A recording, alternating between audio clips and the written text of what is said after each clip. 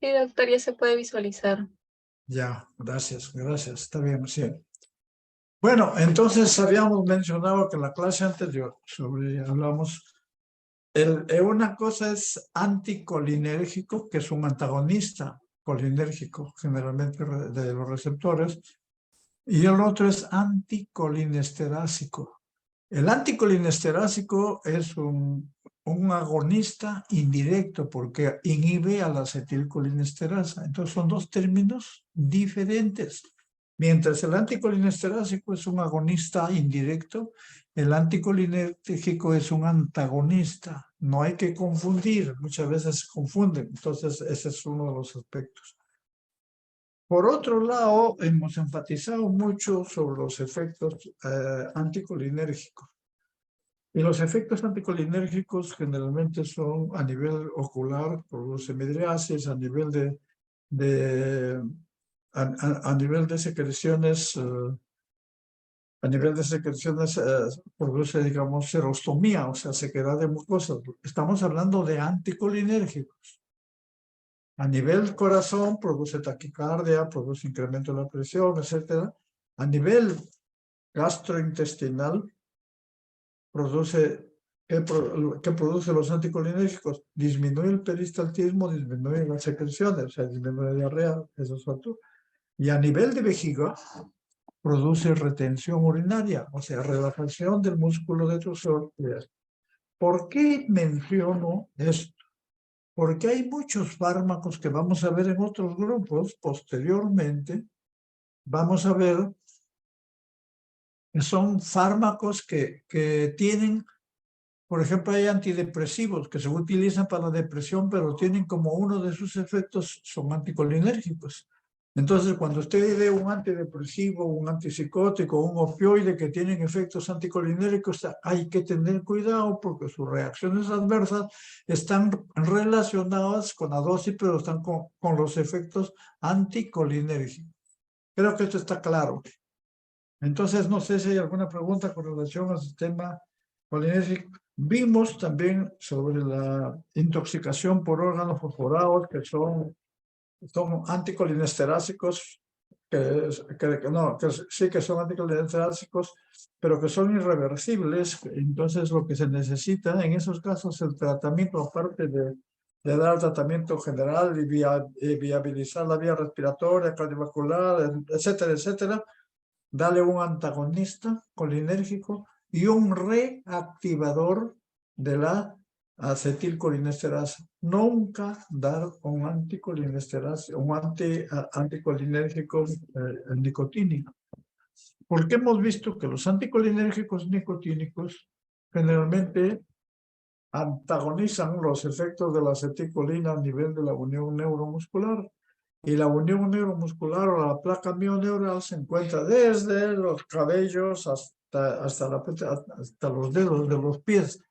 Por lo tanto, cuando uno da un anticolinérgico nicotínico, prácticamente el problema es que se paraliza todos los músculos y pueden haber parálisis respiratoria. Por eso hemos mencionado que los anticolinérgicos nicotínicos nunca se debe dar en forma ambulatoria, tiene que darse en pacientes que están intubados porque se utiliza solo para relajación muscular en sala de operaciones.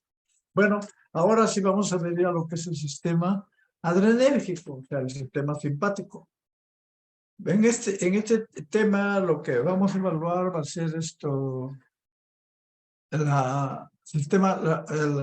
estudiar la neurotransmisión noradrenérgica que ya vimos en la clase anterior al inicio, conocer las características farmacológicas de los agonistas de receptores adrenérgicos. Acá los receptores adrenérgicos ya no son pues muscarínicos ni nicotínicos, sino los agonistas adrenérgicos son tanto de receptores alfa, de receptores beta. Sus aplicaciones clínicas y prácticamente, bueno, vamos acá, estaba sus aplicaciones clínicas y sus reacciones adversas. Entonces, identificar los fármacos adrenérgicos de mayor uso en las patologías. Y también identificar los antiadrenérgicos o antagonistas adrenérgicos y antagonistas de los receptores. En ese contexto vamos a ver la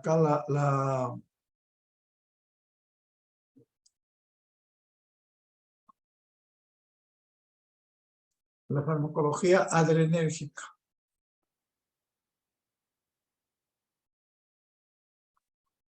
¿Cuáles son las famosas catecolaminas endógenas que están no solamente presentes a nivel del sistema nervioso periférico, sino también a nivel del sistema nervioso central, especialmente la última? Norepinefrina o noradrenalina, es lo mismo. Epinefrina o adrenalina, que es lo mismo, y la dopamina. Estos se denominan catecolaminas endógenas. Una de las características de estas catecolaminas, ya no las endógenas, sino las exógenas, generalmente que tienen acción muy corta, y para administrarlos hay que administrarlos digamos, por infusión, generalmente cuando uno quiere mantener el efecto. Los receptores adrenérgicos, en general, son importantes porque intervienen en diferentes efectos fisiológicos. Y acá están de colores, por ejemplo, uno a nivel cardiovascular. ¿Por qué? Porque incrementan la fuerza de contracción y frecuencia cardíaca. O sea, cronotropo e inotropo positivos. O sea, son los receptores adrenérgicos. Nos estamos refiriendo en términos generales. Inhibición de la liberación de insulina. O sea, actúan a nivel metabólico. Lo que vimos en receptores colinérgicos no tienen acción a nivel metabólico. Estimulan la liberación hepática de glucosa. Incrementan la liberación de ácidos grasos libres, o sea, problemas no solamente a nivel cardiovascular, sino a nivel metabólico. Y esto es importante, porque la adrenalina puede incrementar también, o sea, cuando hay estrés, pueden haber hiperglicemias justamente por estas acciones a nivel metabólico. La aplicación terapéutica de la farmacología adrenérgica se refiere en general a estos tres elementos endógenos, la noradrenalina, adrenalina y dopamina, en enfermedades de gran impacto en hipertensión arterial. ¿Por qué en hipertensión arterial? Ustedes saben muy bien que la presión arterial es igual al gasto cardíaco por la resistencia vascular periférica, la presión arterial. Entonces, si se incrementa el gasto cardíaco, se va a incrementar la presión arterial. Y si se incrementa la resistencia vascular periférica, se va a incrementar la presión arterial. Entonces, ¿qué receptores intervienen en la hipertensión arterial? Generalmente, vamos a ver, y eso lo van a ver después ya en forma más profunda, en el corazón intervienen los receptores beta 1 adrenérgicos. Digamos, en los vasos sanguíneos intervienen los alfa 1, especialmente alfa 1 y alfa 2. También en los vasos, o sea, por beta 1 en el corazón, en gasto cardíaco, y en los vasos tiene los alfa, bueno, también actúa ahí beta 2. La otra enfermedad, la otra patología, enfermedad de gran impacto es el shock. En el shock es catalogado por un proceso que es de hipoperfusión tisular y que se caracteriza clínicamente por una baja de presión debajo de 9, pero con un pulso filiforme y con una disminución de la filtración glomerular generalmente, y hay varios tipos de shock. Los shock en este caso es donde influencia la farmacología adrenérgica, es el shock cardiogénico y también el shock en el shock séptico.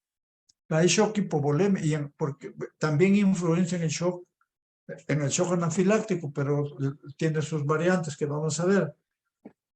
Pero en el shock hipovolémico, o sea, por falta de líquidos, de fluidos, mayormente lo de elección es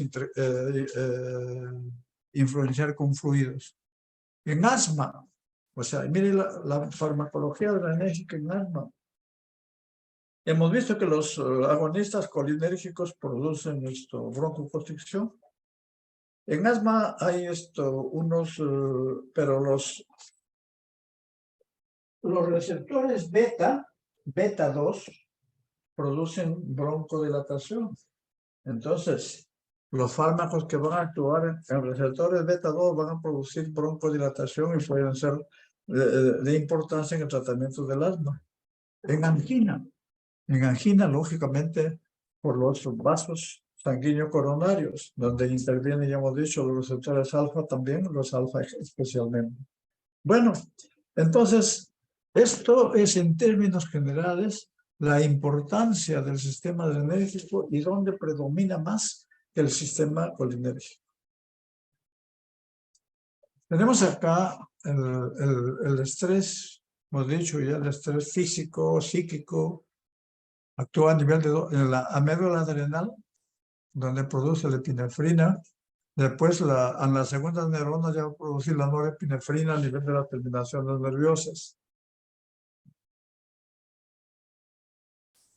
Esta lámina tiene un poco de diferencia con lo que hemos visto con la síntesis de la acetilcolina. La síntesis de la adrenalina o noradrenalina tiene los pasos, uno es la producción, otro es almacenamiento, otro es liberación. Pero luego de la liberación, acá tenemos dos otros aspectos. Tenemos la sinapsis, donde se liberan los neurotransmisores y donde se metabolizan algunos. Y luego tenemos la postsinapsis, donde están los receptores, que pueden ser alfa 1 o alfa 2, alfa 1, beta 1 y beta 2. Porque los receptores alfa 2 están acá son presinápticos, los receptores alfa 2. Receptores alfa 2 y postsinápticos, alfa 1, beta 1 y beta 2. ¿Cómo se sintetiza la adrenalina, la noradrenalina? La tiroxina. Lógicamente la tiroxina se convierte en dopamina, se almacena en dopamina y después luego se produce lo que es la noradrenalina. Entonces, la captación de vesículas la noradrenalina está situada en el interior de la vesícula, que era protegida frente a la degradación. Por algunas situaciones, la entrada de iones calcio al lugar de función, o sea, libera la noradrenalina, ya que hay sustancias que inhiben la... Luego, unión al receptor. Pero acá, cuando hemos visto sistema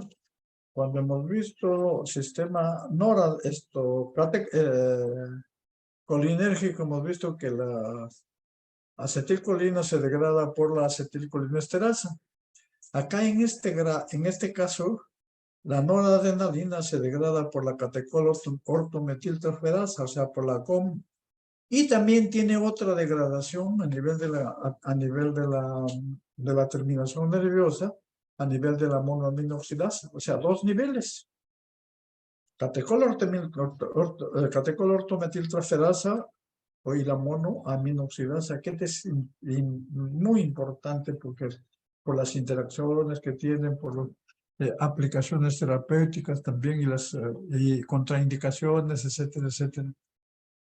Pero a diferencia de esto, tenemos otro aspecto. ¿Qué pasa con acá? Hemos dicho que acá está el alfa 1, es postsináptico. Y acá está el alfa 2, que es presináptico. Puede estar a nivel central también. Y los efectos del alfa 1 son contrarios a los efectos del alfa 2. El alfa 1 produce vasoconstricción y el alfa 2 produce vasodilatación. Si tratamos de extrapolar a la presión arterial, el efecto de alfa 1 va a incrementar la resistencia vascular periférica y por lo tanto va a incrementar la presión arterial. Y si lo extrapolamos al alfa 2, el alfa 2 va a ser vasodilatador y al ser vasodilatador baja la presión, baja la resistencia vascular y baja la presión arterial. Y esto tiene aplicación terapéutica. Los agonistas alfa 1 incrementan, en algunos casos cuando hay baja de presión, incrementarán la presión. Y en los casos que hay aumento de presión, los agonistas alfa 2 bajarán la presión también, bajarán la presión arterial. Entonces, pero además hay otra vía acá que es importante. Parte de la noradrenalina, o sea, parte de la noradrenalina acá en la sinapsis se va al receptor alfa 1, beta 1 y beta 2, o también se va al alfa 2. Pero parte se metaboliza, pero otra parte se regresa como intacta, como noradrenalina. Se regresa a la terminación nerviosa. Y este fenómeno de eliminación de la noradrenalina o de retorno a la noradrenalina se denomina recaptación. O sea, metabolismo, acción en los receptores y recaptación de la noradrenalina. Y también sucede eso con la adrenalina, con la dopamina, con todos, con una serie de catecolaminas que vamos a hacer. Serotonina también sucede. Recaptación. ¿Y por qué es importante esto? Si yo inhibo la recaptación, voy a incrementar la noradrenalina. Y si incremento la noradrenalina, voy a incrementar los efectos en alfa 1, beta 2 y en alfa 2 también algunas veces. Entonces, ¿qué medicamentos acá o qué sustancias pueden intervenir? Por ejemplo, la cocaína es un recaptador de catecolaminas, no solo adrenalina, sino no solo adrenalina, sino también serotonina y también de dopamina. Es un inhibidor de la recaptación y al inhibir la recaptación incrementa la cantidad de noradrenalina. Por eso es que lo ve al paciente con efectos noradrenérgicos o efectos adrenérgicos son los que manifiesta el paciente. Bueno, ahora, no sé, creo que ya hemos tratado de aplicación clínica en este contexto. Acá vamos a ver lo que hemos hablado ya sobre lo que es los receptores alfa 1. La activación del receptor aumenta la producción de diacilglicerol e inosintrifosfato, lo que incrementa los iones calcio en el interior de la célula, por lo tanto va a producir vasoconstricción. Acá, esto es lo que hace. En cambio, los receptores alfa 2, por intermedio de la activación, disminuye la producción de APP. Es con otra proteína, con la proteína, no es la IQ y la proteína QI, me parece.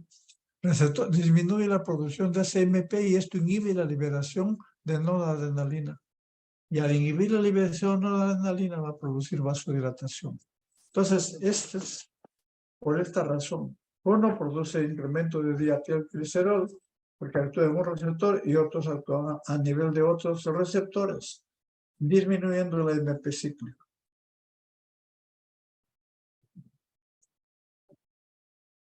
Algo que es importante, bueno, actualmente no es muy frecuente, pero es de gran impacto.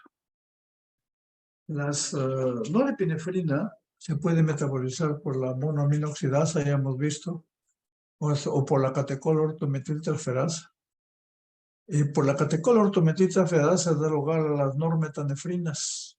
Por una serie de medicamentos da lugar al ácido vanil-mandélico. Y por la monoaminoxidasa también va a dar lugar al ácido vanil-mandélico. Este ácido vanil-mandélico se elimina por orina.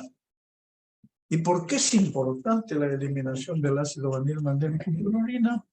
Porque en pacientes, por ejemplo, que tienen hipertensión arterial secundaria, especialmente por un tumor adrenal, que es el feocromocitoma, que en realidad yo he tenido la oportunidad de ver 2 casos.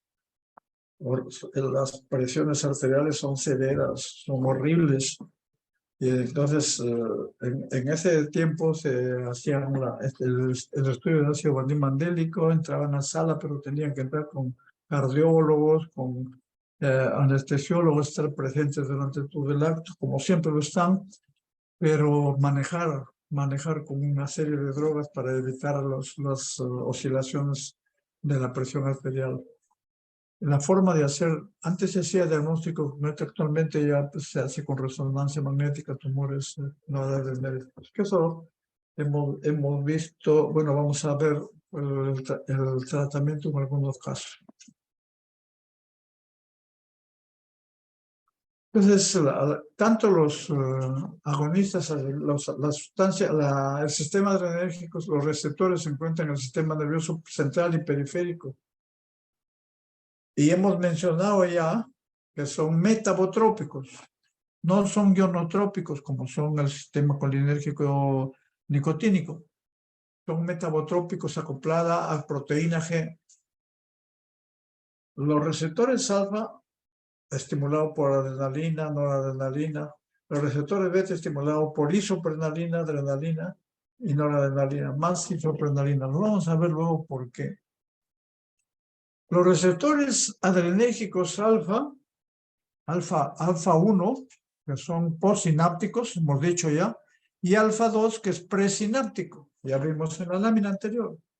Los receptores beta, los beta 1 son cardioselectivos, o sea, ¿qué significa selectivo?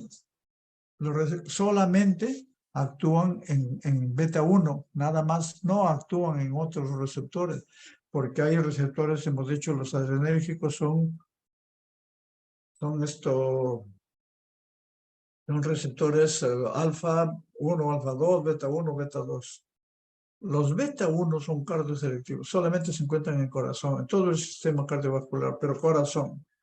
Los beta 2 los receptores beta 2 se encuentran en los bronquios, pero también se encuentran en los vasos sanguíneos profundos y también se encuentran en el útero.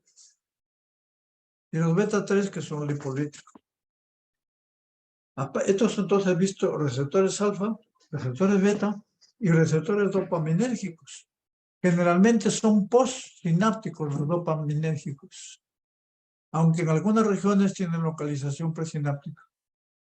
Los D1 están localizados a nivel del sistema nervioso central, tanto y a nivel periférico. Luego vamos a ir viendo. Esto he tratado de orientar esto a la clínica. Los alfa 1 producen vasoconstricción, ya sabemos.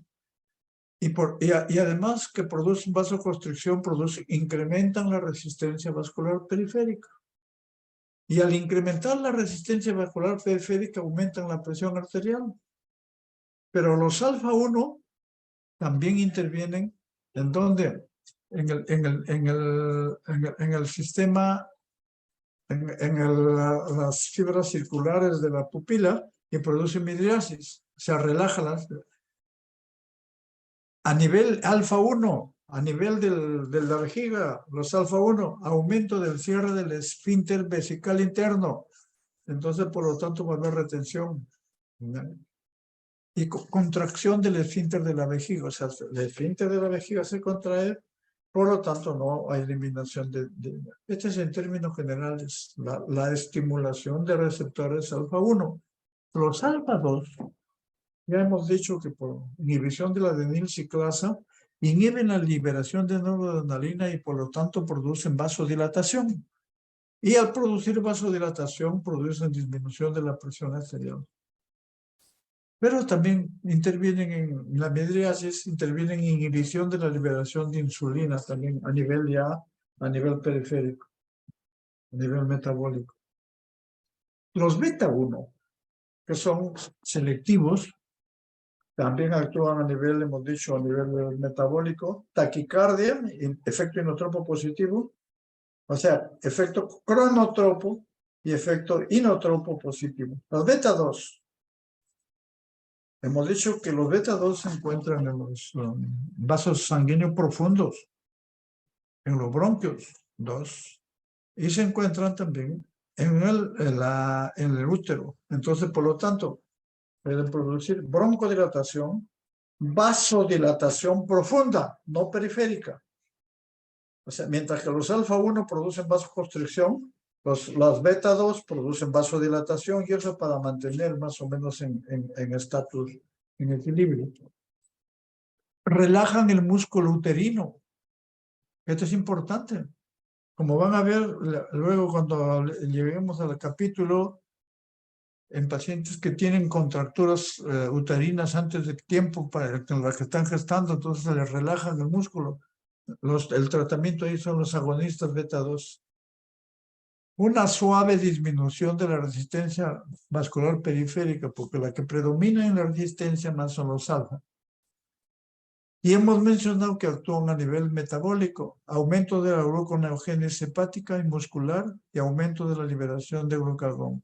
El glucagón incrementa la glicemia. Doctor, disculpe, tengo una consulta antes de que pasemos de los beta 2. Aquí yo justo para, tarea del prospecto farmacológico, escogí, por ejemplo, salbutamol, y justo el beta 2 es un receptor específico, bueno, es un receptor para el salbutamol, ¿no? Un broncodilatador. Y aquí en el prospecto dice, el antídoto preferido en el caso de una sobredosificación con salbutamol es un agente beta bloqueante cardioselectivo. ¿Por qué dice eso, doctor? ¿Me puede explicar, por favor?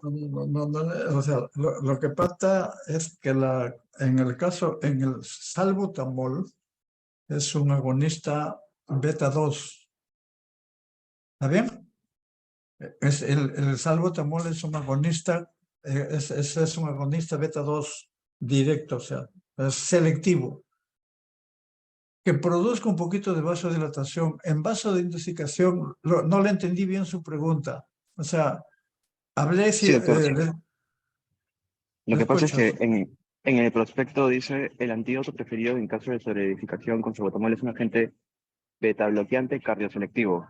¿No se supone que el El beta cardioselectivo era el beta bloqueante 1? cardioselectivo. Yo no sé por qué, vamos a verlo, porque en caso de salbutamol, lo que pasa es que en algunos casos, si bien es cierto el salbutamol es agonista selectivo de beta 2, cuando se da dosis muy altas, también coge también receptores beta 1.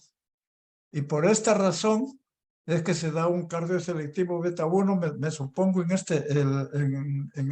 ese contexto. No se le puede dar beta 2, porque lo que pasa es que los antagonistas beta, cuando hablemos, vamos a hablar luego, hay agonistas selectivos y hay agonistas no selectivos.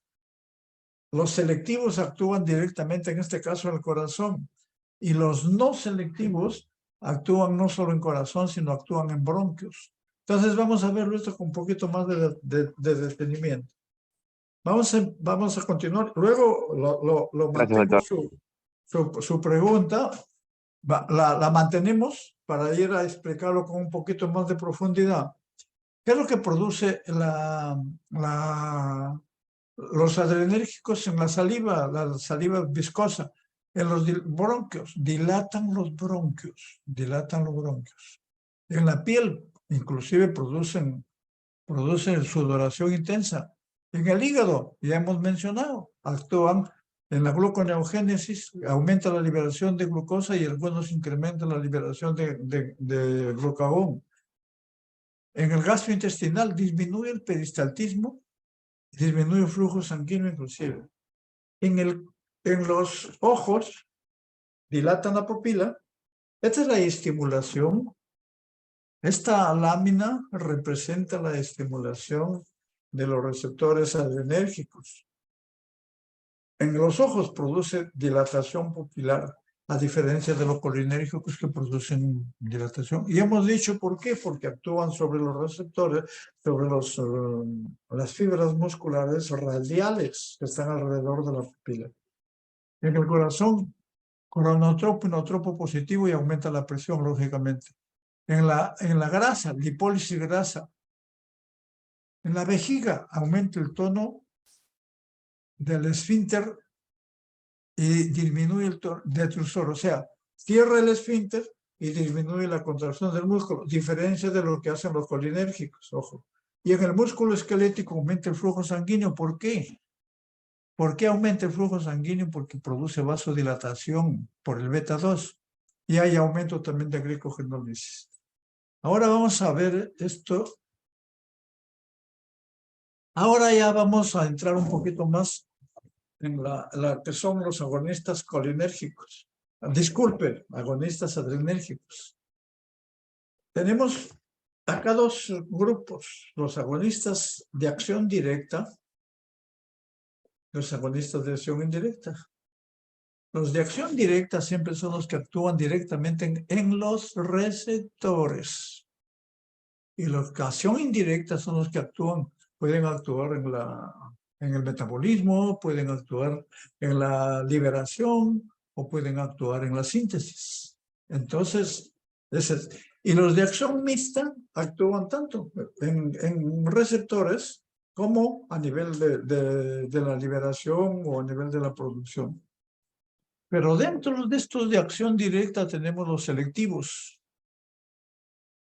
Y tenemos, lógicamente que tenemos los de acción directa, tenemos de los receptores que son selectivos alfa 1, alfa 2, beta 1 y beta 2.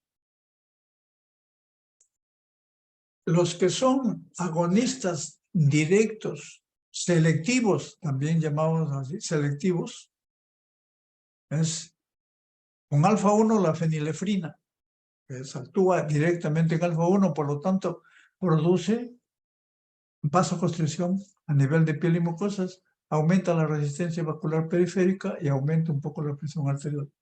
La clonidina, que actúa, que es un presináptico, que inhibe la adenilciclasa, la clonidina va a producir vasodilatación y va a bajar la presión arterial.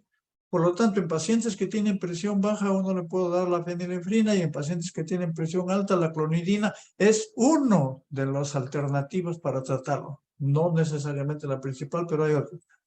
A nivel cardioselectivo, como le llama usted, tenemos la dobutamina, que actúa estrictamente en el corazón.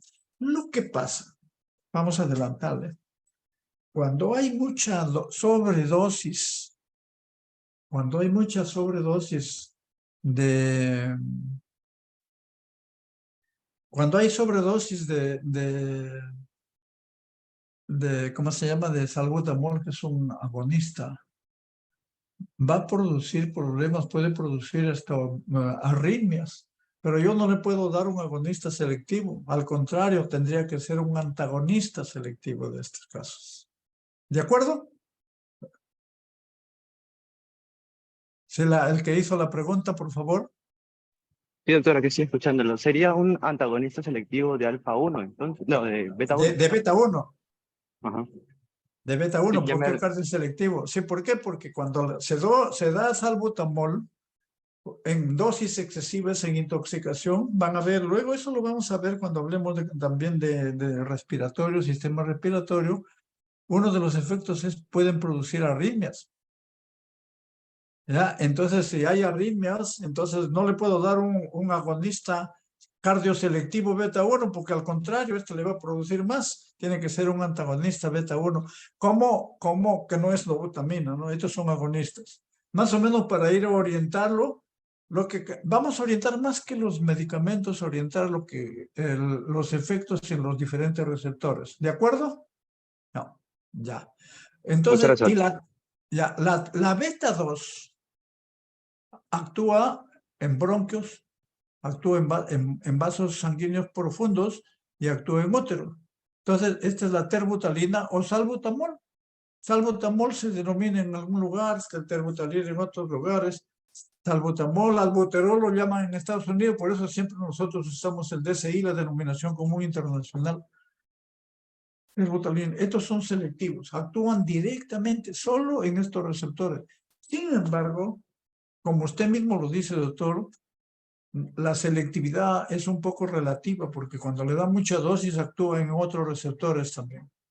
Los no selectivos, por ejemplo, acá actúan en ambos alfas, oximetazolina, en ambos beta, beta 1 y beta 2, el isoproterenol. Actúa en corazón y actúa en bronquios.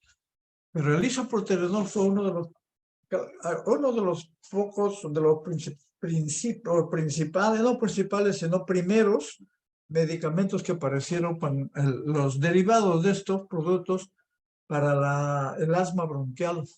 Pero justo por su efecto, no en beta 2, sino en beta 1, es que aparecieron los problemas cardiovasculares severos y por eso y aparecieron muertes por el isoproterenol. Por esta razón el isoproterenol fue suspendido del mercado y por aparición de los agonistas beta 2, la terbutalina. Y hay algunos no selectivos, por ejemplo, que cubren alfa 1, alfa 2, beta 1 y beta 2, la epinefrina. Y el otro es la alfa 1, alfa 2 y beta 1, norepinefrina. Adrenalina y noradrenalina. ¿En qué se diferencia la adrenalina de la noradrenalina? Que la noradrenalina no actúa en beta 2. En cambio, la adrenalina sí actúa en beta 2. ¿Cómo lo extrapolamos a la práctica, a la clínica? Yo tengo un paciente que tiene asma bronquial severo, ¿le puedo dar adrenalina o le puedo dar noradrenalina? Adrenalina, porque la adrenalina me va a actuar en los receptores beta 2. Pero si yo le doy noradrenalina, no va a actuar en beta 2. Por eso es que en el shock anafiláctico, donde no solo hay disminución de la perfusión tisular con disminución de la presión arterial, etcétera, etcétera, también hay una broncoconstricción, insuficiencia respiratoria severa. El tratamiento en el shock anafiláctico es con adrenalina por su acción en beta 2. Por otro lado, la norepinefrina, que actúa en alfa 1, alfa 2, predominantemente más alfa 1 y beta 1, prácticamente la norepinefrina es el tratamiento de elección en el shock cardiogénico y en el shock séptico, porque incrementa vamos a ver ya la diferencia en la resistencia vascular, vamos a ver en algunas láminas, incrementa la resistencia vascular periférica mucho más, porque esto no incrementa, la epinefrina no incrementa mucho la resistencia vascular periférica. Entonces,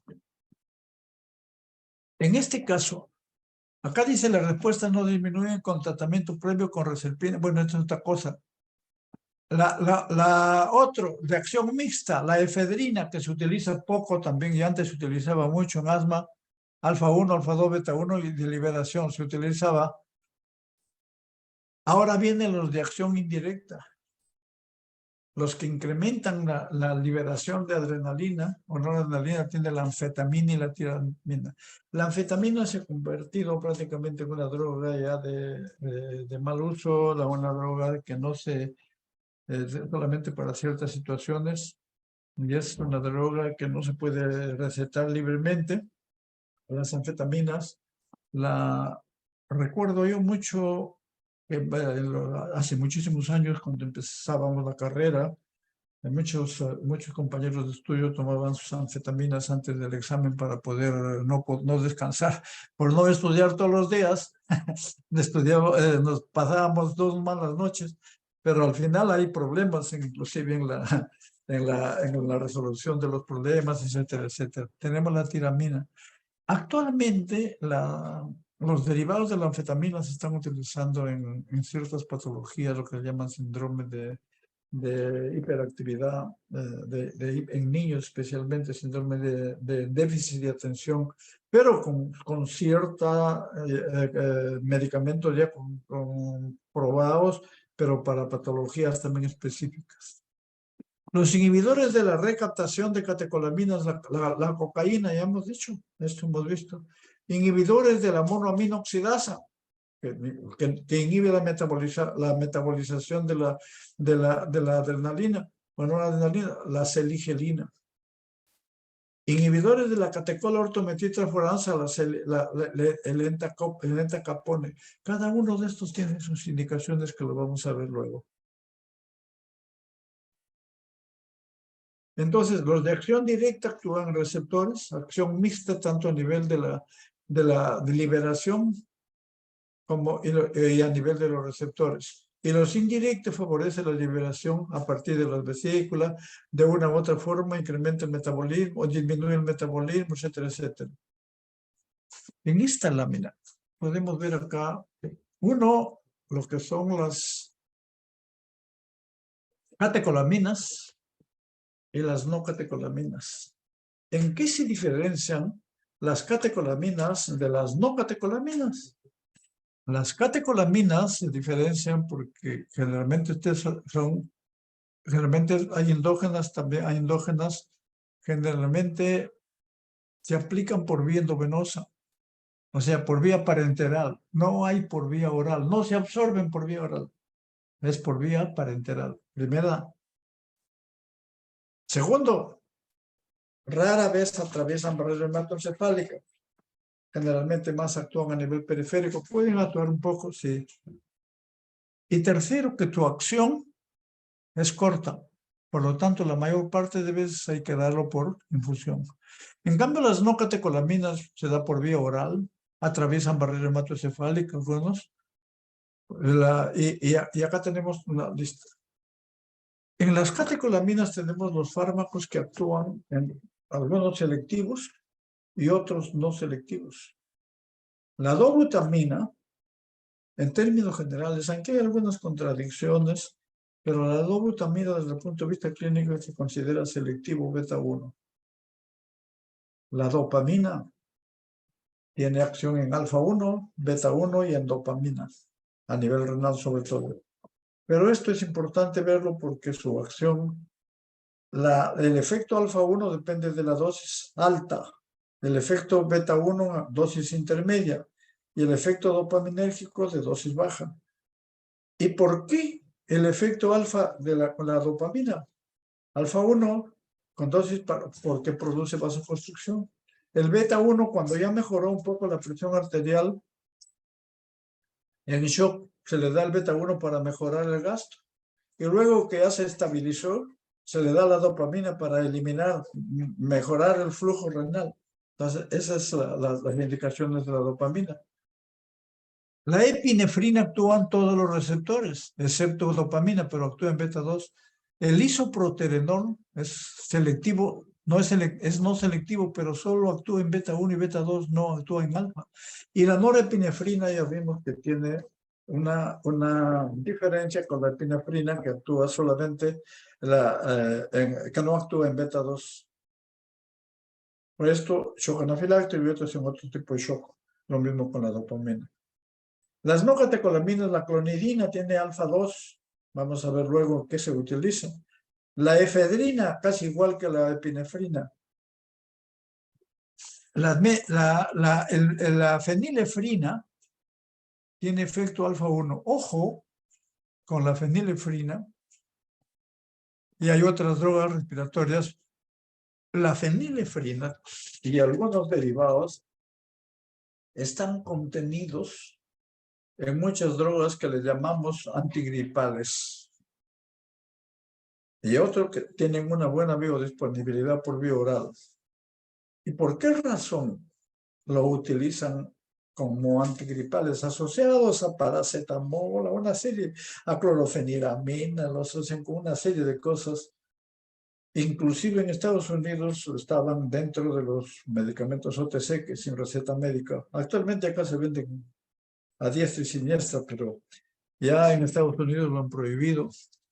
¿Por qué? Porque estos por vía oral, los asociados, o sea, con los antigripales, que tienen derivados de la fenilefrina o desfenilefrina, como producen vasoconstricción, pueden producir hipertensión arterial severa. Yo recuerdo mucho de una enfermera que en el piso estuvo gripada, le dijimos que por favor debería pedir el descanso, dijo no, que quería, que no era muy problemático, que ella había traído sus antigripales. Y dijo, bueno, voy a tomarme 2. Se tomó 2, lo bajamos a cuidados intensivos, porque es no a la emergencia, porque es una crisis hipertensiva, se ve de ella hipertensa. No, por eso no se recomienda. Nosotros recomendamos algunos alfa-1 de tipo local, que son la nafazolina, por ejemplo. Hay nafazolina o hay otros que se utilizan, que vamos a ver luego posteriormente. La isoprenalina y la dopamina. La isoprenalina actúa en beta 2, actúa en beta 2 tanto a nivel vasodilatador periférico y actúa en corazón también. En cambio, la dopamina solo actúa en corazón y acción dopaminérgica en el flujo sanguíneo a nivel renal. Entonces se da cuenta que es diferente la dopamina que la isoprenalina. Efectos directos de los agonistas de receptores adrenérgicos. Acá hemos tratado para enfatizar, hemos aislado con ciertos cuadros de colores los que actúan a nivel cardiovascular, que producen aumento de la frecuencia cardíaca, aumentan el tono, o sea, vasoconstricción, y aumenta la presión arterial. En cambio, los que actúan en los beta, aumenta la frecuencia, aumenta la fuerza, pero no actúa. Y los que actúan en beta 2, produce dilatación de las arterias cerebrales y la presión arterial disminuye. Entonces, acá puede ver usted, doctor, pueden ver todos la diferencia que hay entre alfa-1, alfa-2, beta-1 y beta-2 a nivel cardiovascular de los receptores, de la estimulación de los receptores adrenérgicos. En el tracto digestivo, tenemos el intestino y el otro a nivel de las glándulas. En el intestino, relajación, y los esfínteres se contraen, no lo dejan pasar. En el alfa-2 produce relajación, y el beta-2 también produce relajación. El beta-1 no tiene actuación acá. En la salivación, el beta-1 aumenta, y lo mismo, y el alfa-1 disminuye, pero el volumen, y el otro aumenta la amilasa, es diferente. La pupila produce dilatación, el alfa-1. El alfa-1 es la que actúa más en la pupila, produciendo dilatación en los músculos oculares porque relaja los nervios. En el músculo liso bronquial solo actúa el beta-2. No actúa el alfa-1, alfa-2, beta-1. Beta-2 actúa en el músculo liso bronquial. Lo que mencionaba el doctor era que, por ejemplo, las salbutamoles son agonistas beta-2 selectivo, pero ya mencionamos, cuando se da en cantidades muy altas, actúan en otros receptores, en beta-1. No actúan en alfa ni beta, pero actúan en beta-1 y pueden producir problemas. Por esta razón es que se usa un antagonista a este nivel. En la vejiga, el alfa-1 produce constricción y el beta-2 produce relajación. O sea, lo que produce es contracción, el alfa-1 contrae el esfínter. Y lo mismo el cuerpo, pero el beta-2 produce relajación. La secreción en los nervios, todo hay disminución por el alfa-2. Doctor, disculpe, lo Entonces que acá usted había tenemos... mencionado, doctor, disculpe, una consultita más. Usted había mencionado que antes un medicamento producía problemas cardiovasculares, que era por así decirlo, un antecesor del salbutamol. Por eso dicen que el salbutamol o exceso de broncodilatadores agonistas de beta-2 podrían producir cardiomegalia. Bueno, eso no le podría mencionar si es cardiomegalia, pero pueden producir problemas cardiovasculares. Eso sí, pero que con cardiomegalia, que es un aspecto anatómico, si no le podría mencionar desde el punto de vista clínico, de todas maneras lo voy a revisar, pero lo que sí estoy seguro, porque lo he revisado varias veces, pueden producir problemas cardiovasculares como efectos por excesos de salbutamol. Lógicamente, por eso es que es importante que consideren cuando hagan el taller de asma, ahí se van a dar cuenta que cuánto es la dosis mínima, la dosis máxima. Yo recuerdo mucho, te me haciendo acordar a una paciente, a una persona cuando participábamos en una licitación de medicamentos y entonces estaban justamente viendo el salbutamol. Entonces algunos decían, algunos laboratorios decían, lo mío tiene 150 puff. y los otros, o sea, lo mío tiene 200 PUP, el otro las diferencias en eso. Y a una señorita enfermera se le ocurrió, dijo, yo voy a probarlo, ahí cerca de la ventana, ¿cuántos PUP hay? Se cayó, produjo problemas, palpitaciones, todo, o sea, emergencia, porque con tanto puff, puff, aún cerca al ambiente, a pesar que no lo había ingerido ella, pero con esto produce problemas cardiovasculares. Bueno, acá tenemos ahora la epinefrina, norepinefrina y isoproterenol, ya hemos visto. Los efectos cardiovasculares, ya hemos visto esto de cada uno de ellos, no lo vamos a repetir. Los efectos de beta 1, de la epinefrina, relajación, músculo bronquial e hiperglicemia que produce esto. El uso clínico generalmente de la epinefrina es con asma agudo. También hace muchos años que se utilizaba en las crisis asmáticas, se utilizaba la epinefrina. En la actualidad, como han aparecido ya los beta 2 selectivos, prácticamente se usan menos, pero en algunos casos se siguen usando. En el shock anafiláctico es de primera elección. Ahora, prolongación del efecto de anestésicos locales. ¿Qué significa esto? Cuando damos anestésicos locales, los anestésicos locales se aplican a nivel periférico para bloquear los nervios, bloquean canales de sodio, pero una vez que ejercen, dentro de los nervios hay capilares. Una vez que cumplen su efecto, se van a la circulación, se van a los capilares. Entonces, los anestésicos locales, o sea, prácticamente pueden irse a los capilares y pueden producir efectos sistémicos, que lo vamos a ver cuando hablemos de anestésicos locales. Entonces, ¿qué es lo que hace la epinefrina cuando se le asocia a anestésicos locales? Para producir vasoconstricción y evitar la absorción de los anestésicos locales a la circulación sistémica. La norepinefrina, ya tenemos ahora el shock cardiogénico séptico, esto ya lo hemos mencionado. El isoproterenol como estimulante cardíaco ya no se utiliza en asma. La dopamina se utiliza también en shock cardiogénico séptico, tratamiento de insuficiencia ventricular, insuficiencia cardíaca congestiva, al igual que la dobutamina también, la dopamina en algunos casos. Usos terapéuticos de los... Por ejemplo, acá tenemos, esta es una...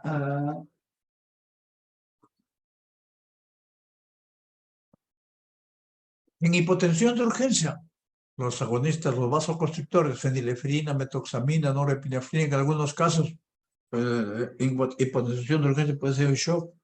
En los alfa-1, noradrenalina. Actualmente es lo que aplican en emergencia, cuidados intensivos. Hipotensión ortostática crónica, la efedrina, fenilefrina, en algunos casos por vía oral, cuando es crónica. En el shock anafiláctico, la epinefrina, con sus receptores alfa y beta.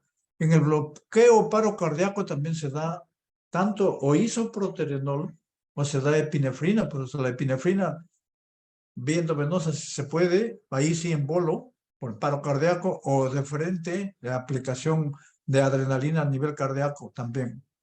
Insuficiencia cardíaca congestiva, la dobutamina, porque tiene receptor beta 1.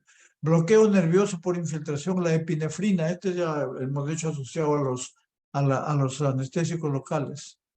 En rinitis alérgica, la fenilefrina, que está dentro de los OTC, pero que actualmente ya lo han suspendido.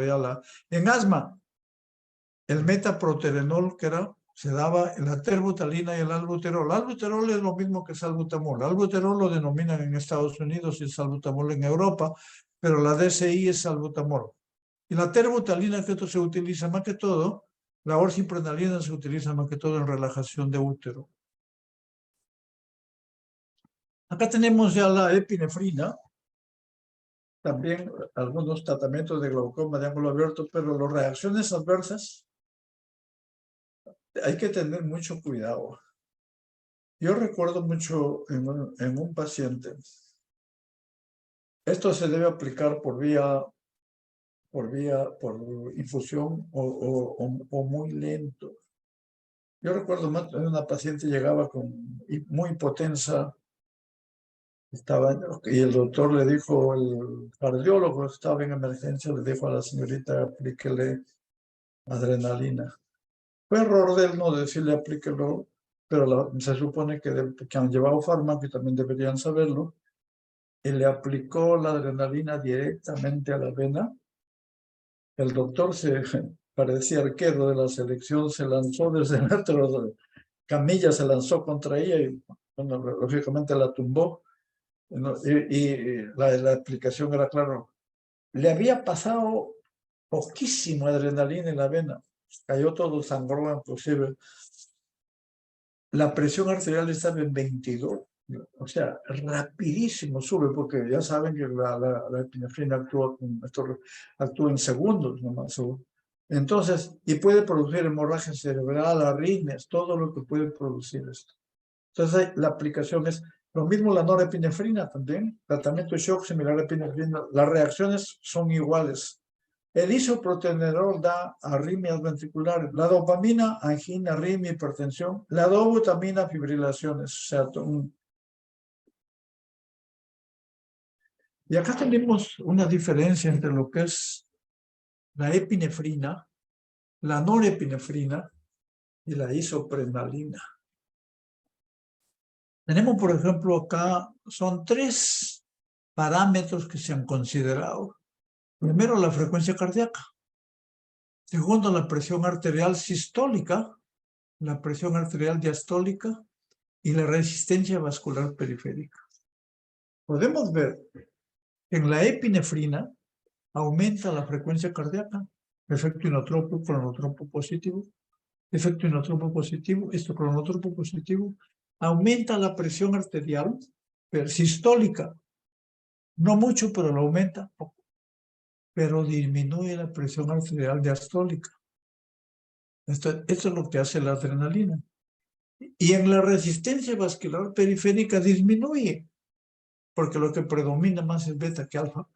La epinefrina disminuye la resistencia vascular periférica, porque también actúa alfa 2, no se olviden por eso. Entonces aumenta la presión sistólica y disminuye la diastólica.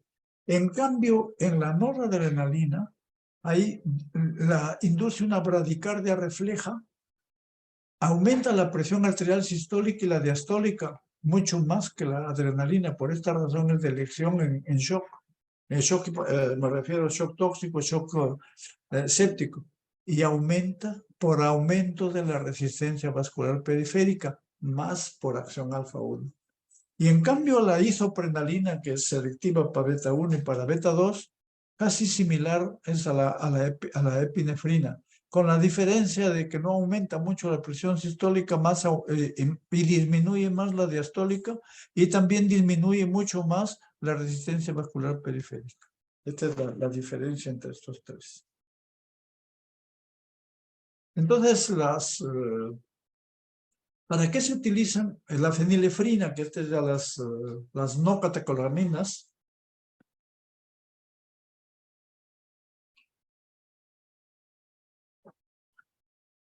En alfa 1, descongestionante nasal, incremento de la presión arterial, pero hemos dicho que esto puede producir arritmias cardíacas.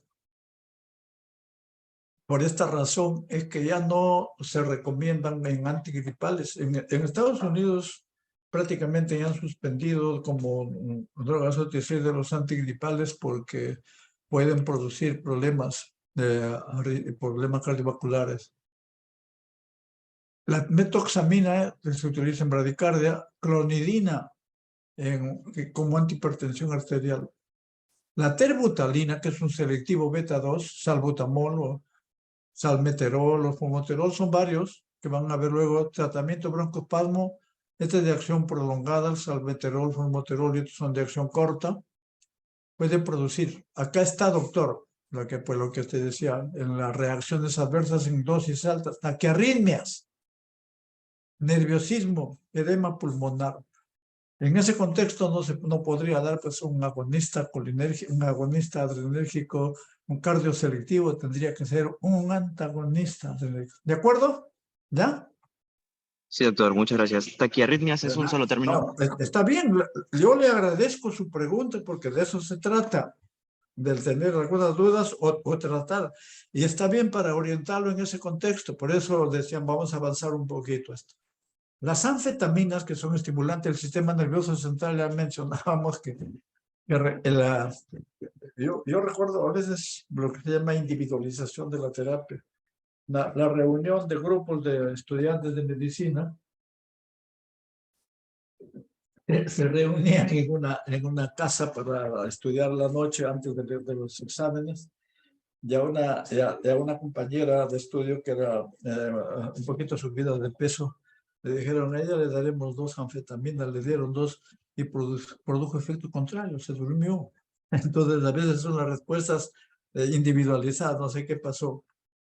Y actualmente ya no se utiliza porque me recuerdo con los exámenes de matemática estaban despiertos pero no podían razonar porque altera a nivel, ya van a ver después cuando hablen de intoxicación, etc. Actualmente se está utilizando en niños con déficit de atención y con hiperactividad periférica, pero tienen reacciones adversas, hemorragia cerebral, hipertensión, etc. La efedrina, descongestionante nasal, que hemos dicho también, la fenilefrina, efedrina, similar a la epinefrina, incrementa la presión. Tener mucho cuidado. Yo les aseguro, o de repente, bueno, disculpen si estoy excediéndome, pero varios de ustedes, y bueno, y algunos de mis familiares también, han tomado Panadol antigripal. ¿Sí? Lo más, yo creo que es frecuente. ¿Y ustedes han revisado lo que tiene el Panadol antigripal? Lógicamente está con letras, hay que tener ojos de Superman para leerlo, porque no se lee bien, con letras muy, muy pequeñas. Tienen estos vasoconstrictores. Aparte, tienen como 8 o 10 productos. Por eso es que cuando yo receto paracetamol, receto Panadol simple, o sea, paracetamol simple paracetamol, no antigripal. Y ahí mismo dice, contraindicado en pacientes que tienen problemas cardiovasculares, pero eso no se lo dicen. Entonces, por eso es que hay que tener bastante cuidado en esto. Agonistas adrenérgicos, los cardiotónicos, adrenalina, isoprenalina, dobutamina, estos son cardiotónicos. Broncodilatadores, isoprenalina, que actúa en beta 1, beta 2, salbutamol, terbutalina, y el fenoterol, que acá le hemos puesto una raya que ha sido retirado del mercado.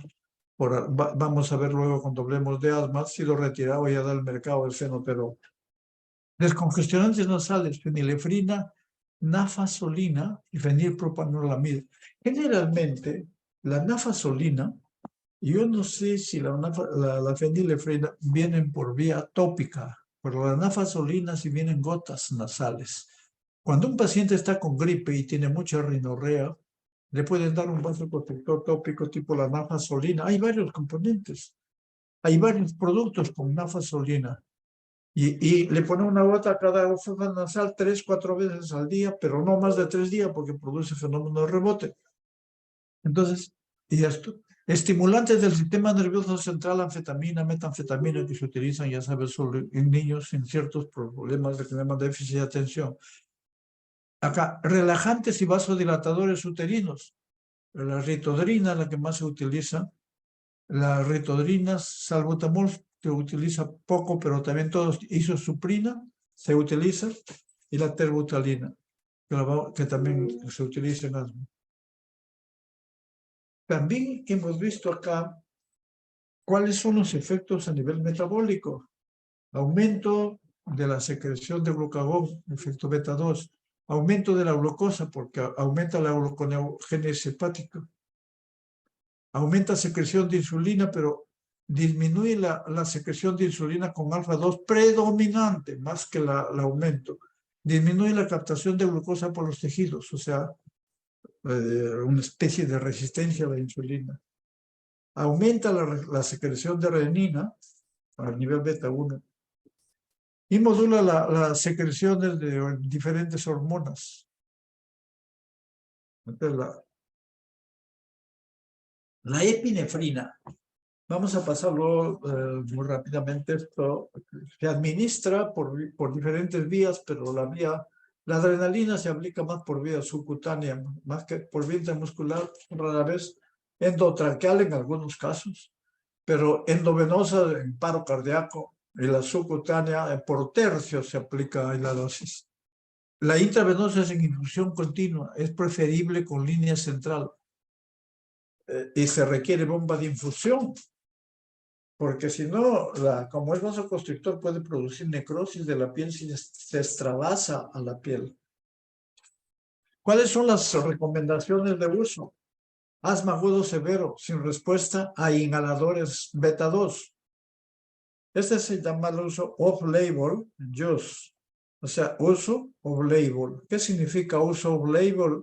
Si fuera de etiqueta, o sea, no está aprobado con estudios por la FDA, pero se puede usar en estos casos como ¿no? La dosis, en 3 dosis aproximadamente cada 20 minutos. ¿Cuáles son en caso de fibrilación ventricular hay que darle intracardíaca? En bradicardia asintomática sin respuesta, cuando no responde a adrenalina, se le puede dar esto en infusión también. En reacciones de hipersensibilidad a la adrenalina, anafilaxis, que se da también igual.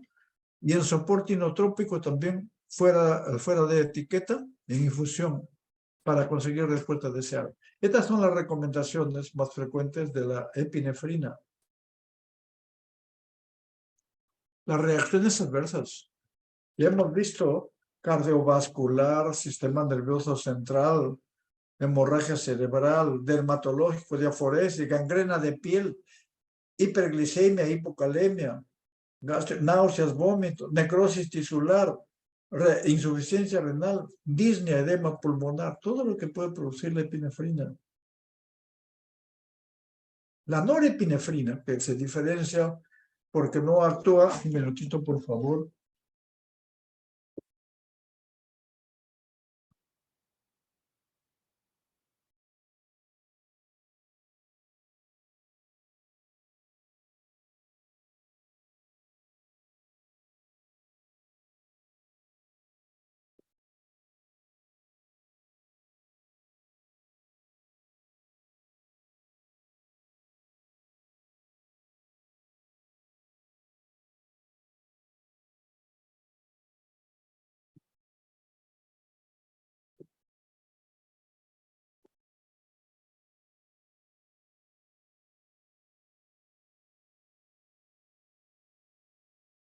Tiene utilizaciones, sobre todo en caso de shock.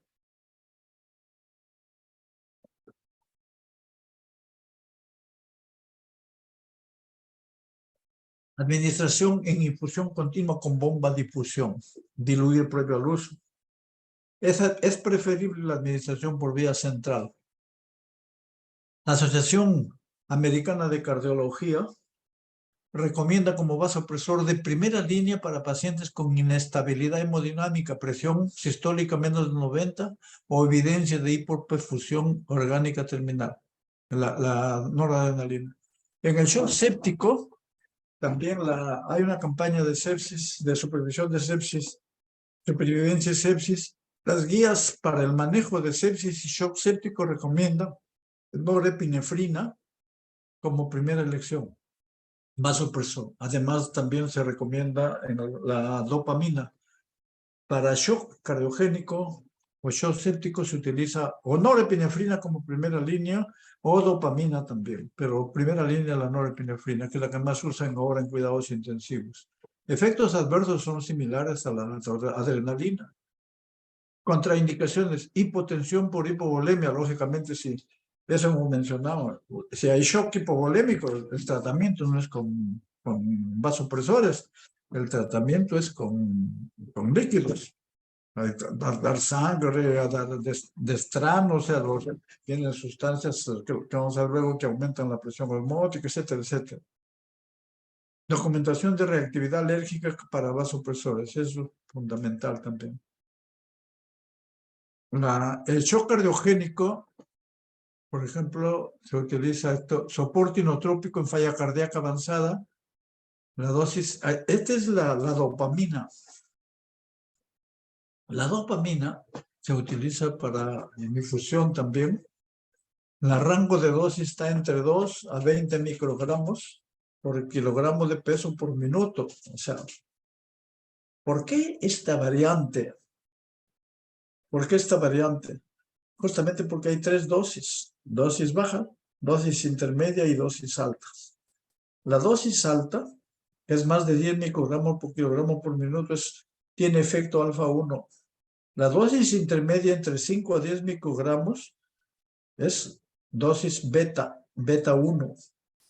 Y la dosis baja, 1 a 5, es dosis dopamina, o sea, dopamina. Entonces, por estas razones hemos dicho, cuando la presión está muy baja, el shock recién, se empieza con dosis altas. Luego, cuando ya empiezan a mejorar un poquito, se da dosis intermedias. Y luego, cuando ya se estabilizó, se le da dosis bajas. Entonces, esa es la dopamina. Dosis en el shock cardiogénico se utiliza al igual que soporte inotrópico en falla cardíaca también se utiliza esto, la dopamina. Los efectos es dosis dependiente, ya hemos mencionado. A dosis bajas, o sea, efecto dopaminérgico, incrementa el flujo renal y urinario. Para esto es dosis intermedias, incrementa el flujo sanguíneo renal, la frecuencia cardíaca y la contracción cardíaca, efecto beta y gasto cardíaco. En la dosis alta predomina el efecto alfa y da como resultado vasoconstricción, incremento de presión sanguínea, en adición al incremento de frecuencia cardíaca, contracción por su efecto beta adrenérgico. Recomendaciones de uso de la dopamina cardiogénico para mantener perfusión sistémica, preservar la performance de los órganos. Soporte inotropo en insuficiencia cardíaca severa, sepsis y shock séptico, que ya mencionamos también. Reacciones adversas son similares. Angina de pecho, fibrilación, ansiedad, gangrena. Efecto de la glucosa, lógicamente, incrementa las náuseas, vómitos, todo, problemas respiratorios, necrosis tisular. Yo recuerdo mucho en un paciente que tuvo un problema sepsis y empezaron a darle dopamina porque el problema era por presión baja, muy baja, estaba en shock, un shock séptico. Después le empezaron a bajar, subir, pero estaba con mucho tiempo. Como el paciente era diabético, entonces empezó a necrosar los miembros inferiores. Y uno de los aspectos importantes que mencionaban decía, bueno, ya acá por la diabetes prácticamente hay problema. No le podían hacer en ese hospital el Doppler. Decían, no hay que enviarlo para que de repente van a tener que amputarle las piernas. Cuando se discutió el caso, se vio que lo que pasa es que ya, ¿cuánto tiempo está con dopamina? Más de 15 días, por favor. Se ha extravasado y produce vasoconstricción y era por la dopamina en parte. Cualquiera de los vasoconstrictores pueden producir necrosis de piel o necrosis de todos los tejidos. La dobutamina es más selectivo que la dopamina porque la dobutamina actúa a nivel de cardíaco, en descompensación cardíaca. Su dosis en shock cardiogénico recomienda dobutamina para mantener la perfusión sistémica y preservar la performance en shock cardiogénico. En shock cardiogénico para preservar efecto inotrópico en insuficiencia cardíaca refractaria, que le llaman, o insuficiencia cardíaca avanzada, como terapia falla cardíaca en estadio D, refractaria, otra terapia en pacientes que se esperan trasplante cardíaco o soporte circulatorio mecánico, en eso lo mantienen con dobutamina. Las reacciones adversas son acá, gastrointestinal y cardiovascular. Está contraindicado en hipersensibilidad a los sulfitos o dobutamina. Y esto también contraindicado en cardiomiopatía hipertrófica, etc. Ahora, agonistas adrenérgicos alfa 2. La clonidina, ya hemos dicho, ¿qué hace el alfa 2? Produce inhibe la adenosiclasa, produce inhibición de la liberación de noradrenalina y produce vasodilatación. Efectos a la infusión endovenosa, hipotensión, por efecto, por La clonidina disminuye la frecuencia más que la metildopa, o sea, esto está comparado con la metildopa. Disminuye la resistencia vascular renal, lógicamente. Sedación puede producir crisis hipertensivas y retiro brusco. La mayor parte de medicamentos en que se utilizan en hipertensión arterial, como ven, hay un concepto acá, más que todo un concepto farmacológico, ¿no? Que hay que tener en cuenta. ¿Cómo actúan estos fármacos? Todos los fármacos que estamos viendo en esta clase y en la clase anterior actúan en receptores.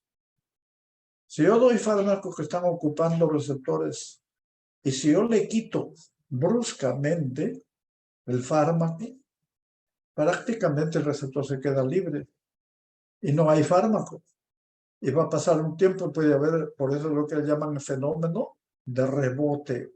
O sea, si el retiro es brusco, hay un fenómeno de rebote, crisis hipertensivas, en este caso de adrenérgicos alfa 2. La terbutalina, salbutamol, son beta 2 selectivos. Acciones: bronquiodilatación, inhibe la liberación, bueno, esto, y en útero, relajación y disminución de las frecuencias de contracciones. Y producen vasodilatación, pero de los vasos sanguíneos profundos, con baja de la presión, pero no mucho. Ahora tenemos antagonistas adrenérgicos, alfa y beta, ya, o sea, otro. Ahora,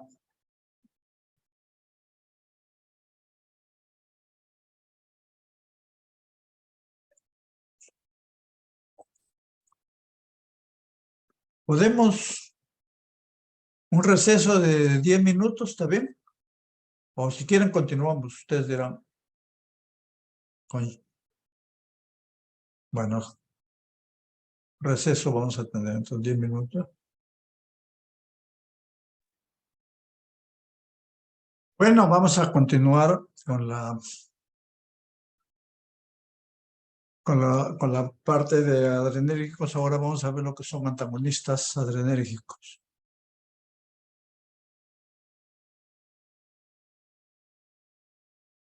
Los antagonistas adrenérgicos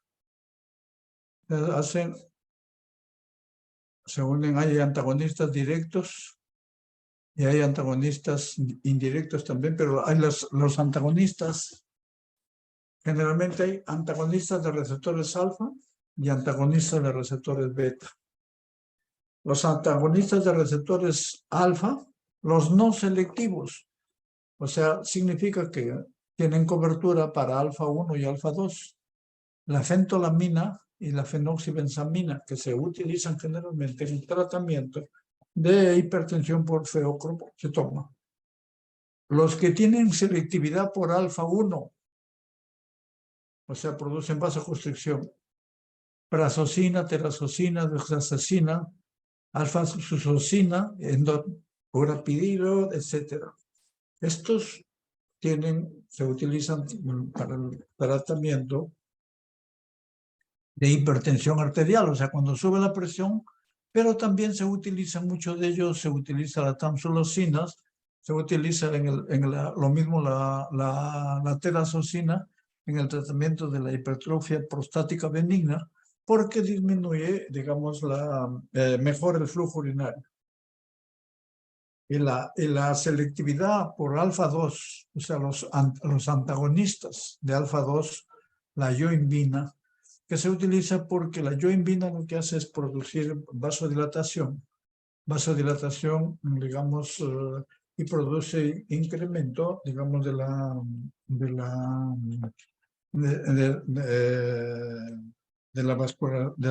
incremento vascular a nivel de los cuerpos cavernosos. Ahora, antagonistas de beta, de los receptores beta, ya vimos de alfa y de beta, no selectivos. Hay de primera generación y de segunda y de tercera generación, nadolol, no selectivos. Pindolol, propanolol, timolol, todos estos, más el carvedilol, la betalol, generalmente son no selectivos. ¿Qué significa? que antagonizan beta 1 como antagonizan beta 2. Y los que son selectivos, antagonistas selectivos de segunda generación, acebutolol, o sea, la beta 1 selectivos, atenolol, bisoprolol, esmolol, estos son antagonistas cardioselectivo, beta 1 de segunda generación. Este selectivo solo antagoniza a este nivel. ¿Qué pasa? ¿Qué pasa si yo doy un propanolol, por ejemplo, que es el que más se utiliza en un paciente que es hipertenso? Le doy propanolol, lógicamente le van a antagonizar los efectos beta. Beta 1 va a disminuir el gasto cardíaco, va a disminuir la frecuencia, pero como es no selectivo, también va a producir un efecto antagónico en el beta 2. Y beta 2 al antagonismo va a producir broncoconstricción. Entonces, en un paciente asmático, yo no le puedo dar propanolol porque el propanolol va a producir broncoconstricción porque produce el efecto contrario de lo que produce el beta 2, porque es no selectivo. En ese caso, los selectivos, o sea, cardioselectivos, realmente es el acebutolol, atenolol, esmolol, metoprolol, son selectivos, solamente antagonizan el efecto, o sea, a nivel cardioselectivo, no antagonizan a nivel del beta. Esto sí, por ejemplo, carvedilol es no selectivo, antagoniza a nivel de beta, beta 1 y beta 2, o sea, es la...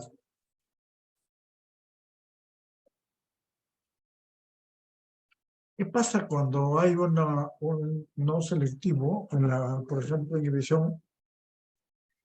La norepinefrina acá, esto es normal. Actúa la norepinefrina tanto en alfa 2, alfa 1 y beta 1. Cuando hay un bloqueo no selectivo, desbloqueador no selectivo, prácticamente bloquea a este nivel tanto alfa 2 como alfa 1, pero actúa en beta 1 e inclusive el efecto un poquito mayor. Cuando hay un bloqueador selectivo, por ejemplo acá, un selectivo, puede solamente bloquear alfa, pero actúa en alfa 2 y actúa en beta 1. Entonces, esto es para enfatizar el efecto de lo que es selectivo y lo que es no selectivo. No se olviden, los selectivos es para un solo receptor y los no selectivos siempre pueden ser beta 1, beta 2 o pueden ser alfa. Alfas más beta pueden ser. Acá tenemos el bloqueador alfa 1, que es el terazocin que se utiliza, inhibe la alfa 1, la estimulación músculo liso, disminuye la resistencia vascular periférica, disminuye la presión arterial y lógicamente mejora el flujo urinario, por eso disminuye la hiperplasia prostática. Pero ojo, en un paciente que está tomando antihipertensivos y usted le da el prazosine, el terazocin como para hipertrofia prostática o la tamsulosina que hemos visto anteriormente en la lámina anterior, puede haber riesgo de hipotensión ortostática severa en estos casos. Yo he tenido la oportunidad de escuchar de varios pacientes que decían, he tenido que quitar porque tenía el problema, es que mareos, definitivamente, y presión baja.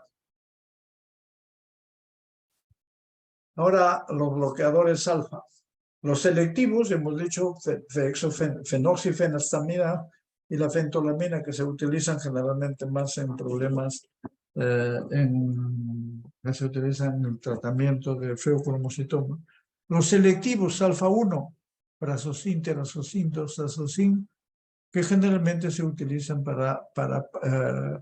nunca se utilizan como primera línea. Como hemos mencionado en hipertensión arterial, ¿quiénes intervienen en hipertensión arterial? Intervienen los receptores beta, los receptores alfa, pero también intervienen el sistema renina angiotensina. Intervienen varios.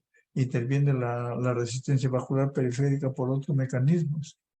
Entonces, lo que se prefiere en el tratamiento de hipertensión arterial generalmente es de primera elección moduladores de renina angiotensina tipo o un inhibidor ECA o un inhibidor de angiotensina. Eso depende ya de la individualización de la terapia. O uso de diuréticos asociados, etc. Pero estos bloqueadores selectivos también se utilizan como asociados a cada uno de ellos en casos necesarios, no como droga de primera elección. En receptores alfa-2, los bloqueadores, la yumbina y la daxosina.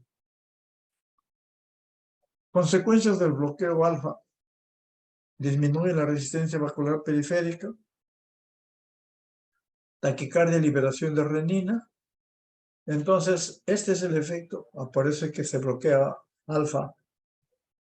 Otros efectos: hay miosis. Relajan el músculo liso del cuello de la vejiga, urinaria y próstata. Facilitan la salida del flujo urinario, por eso es que se utiliza el terazosin o la tamsulosina. Inhiben la eyaculación, la sudoración, incrementan la liberación de renina. Bloqueadores no selectivos. Fenoxibenzamina, esta es la forma como se aplica el efecto. La fentolamina, que se aplica por vía endovenosa. El tratamiento es en el uso clínico en feocromocitoma y la fentolamina en necrosis e isquemia por extravasación de vasoconstrictores. Agentes selectivos. Estos bloqueadores alfa-1 selectivos. Prazosin, terazosin, desazosin, su diferencia es farmacocinética. Vida media, corta. La daxosin, prolongada, y intermedia el terazosin. Metabolismo, biodisponibilidad, en comienzos, nosotros son altas. Se administran por vía oral, pero uno de los efectos también a nivel de los alfa es disminuyen el LDL, colesterol y triglicéridos y aumentan el HDL. En ese contexto los alfa son más protectores. ¿Por qué? Porque el LDL colesterol es un colesterol, digamos, que produce daño, y lo mismo los triglicéridos. Y el alfa, el HDL colesterol es el colesterol protector. Entonces, la prazosina en ese momento pueden proteger. En el caso de dislipidemia, esta es una de las aplicaciones posteriores.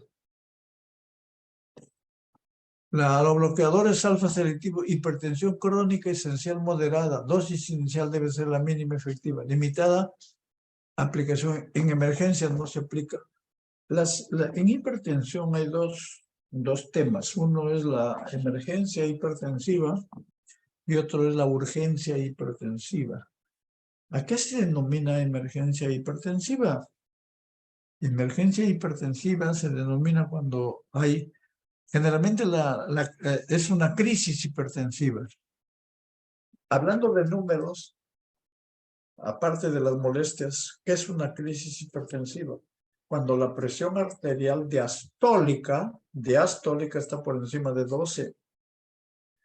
Puede ser 11,5. Y nunca ha tenido eso, es una crisis hipertensiva. Y dentro de la crisis hipertensiva tienen lo que es la urgencia hipertensiva y la emergencia hipertensiva. En la urgencia hipertensiva todavía no hay daño de órgano blanco. ¿Qué significa daño de órgano blanco? Que puede haber hemorragia cerebral, que puede haber compromiso cardiovascular, un infarto, isquemia, puede haber compromiso renal. Esa es una emergencia hipertensiva, o sea, con daño de órgano blanco. Pero en la urgencia hipertensiva todavía no hay daño de órgano blanco. Entonces, y esto, lo que significa que en una emergencia hipertensiva el tratamiento para la hipertensión arterial no se hace con estos medicamentos, sino se hace con los, por ejemplo, se hace con nitrato, Hay el enalaprilato, hay la nitroglicerina, el nitroprusiato de sodio que se utiliza pero por viento venoso en emergencia hipertensiva. En urgencia hipertensiva se puede utilizar cualquier antihipertensivo, pero hay que bajarlo, porque aquí en este caso en emergencia que le da 2 horas, si no puede haber problemas muy serios. Y también se utiliza por otro lado entonces los bloqueadores alfa selectivos en hipertrofia prostática benigna. Reacciones antagonistas, RAN de los antagonistas alfa no selectivos, hipotensión ortostática, ya hemos mencionado, taquicardia, vértigo, disfunción sexual, porque estas son las reacciones adversas frecuentes. Ahora tiene los beta, bloqueadores beta. Hay bloqueadores beta, los no selectivos. Tanto beta 1, beta 2, propanolol, nadolol, pindolol y timolol. Estos son los más, hay varios que van a que ya lo hemos mencionado en las láminas anteriores. Estos son los de más uso, propanolol. Los que actúan en receptores alfa 1 y beta 1, carvedilol y la betadol, que se utilizan sobre todo en problemas cuando hay insuficiencia cardíaca, hipertensión arterial. Los bloqueadores selectivos beta 1, hemos dicho que los bloqueadores no selectivos en beta 1, ¿qué van a producir? Van a producir efecto inotropo negativo, bradicardia, disminución del gasto cardíaco y por lo tanto bajan la presión arterial. Pero en beta 2, como bloquean beta 2 que produce broncodilatación, van a producir broncoconstricción y puede producir asma. En asma están contraindicados estos. En cambio, los selectivos alfa 1, beta 1, teóricamente no deben comprometer beta 2, pero en dosis altas probablemente pueden intervenir, algunos no lo recomiendan, acebutolol. Pero las reacciones adversas de estos bloqueadores selectivos y también los no selectivos, una de las reacciones adversas que a veces pasan desapercibido y no le mencionan al paciente es la bradicardia. Hay que mencionar al paciente que controle su pulso. Cuando toma antihipertensivos y generalmente usa bloqueadores, pueden ser selectivos o no selectivos, deben controlar su pulso, por favor. Le dice cuánto es lo que debe estar, si tiene un pulso normal, puede estar debajo, por encima de 60. Si le baja 50, uno avíseme para bajarle la dosis o suspenderle el fármaco.